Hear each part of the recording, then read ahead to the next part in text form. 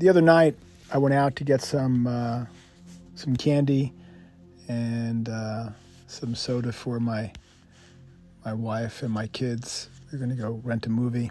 Went to the 7-Eleven, and while I was there, I saw a guy who was sitting behind the counter, and there were two guys, not much work going on. And suddenly, out of the blue, he just grabbed the bottle of Windex and came around the counter, and he started to clean the window and also the door. And as I watched him while I was waiting online, I just realized he was doing a really nice job. He was doing a great job with it. And in fact, he was kind of perfect. And I thought, it doesn't matter, what your job is in life. You just to do your best. To attach yourself to, okay, I'm going to be a janitor, I'm going to be a brain surgeon, I'm going to be a policeman, I'm going to be a teacher, just to simply pursue excellence and to do your best every single day. To do your best. It doesn't mean you're a perfectionist. It just simply means that you're pursuing what the Greeks would call arete, or excellence. When I worked with Tony Condon, he was a janitor at a public school in high school. He was perfect. I liked him. But at one point, I think I was getting this guy. I think I was a good worker because I was a good worker. He looked at me and said, "Atta Kevin," smiling. He goes, "Atta Kevin, you're getting lazy, man. You're getting lazy." And I was like, "Oh, that hurt more than a right hook."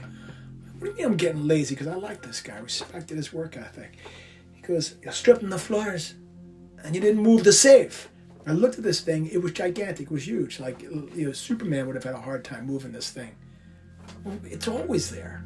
Why move the damn safe to strip the floors underneath the safe? And then we're going to have to wax. I mean, just leave it there. But that's not how Tony did it. Tony's job was to make the high school look perfect.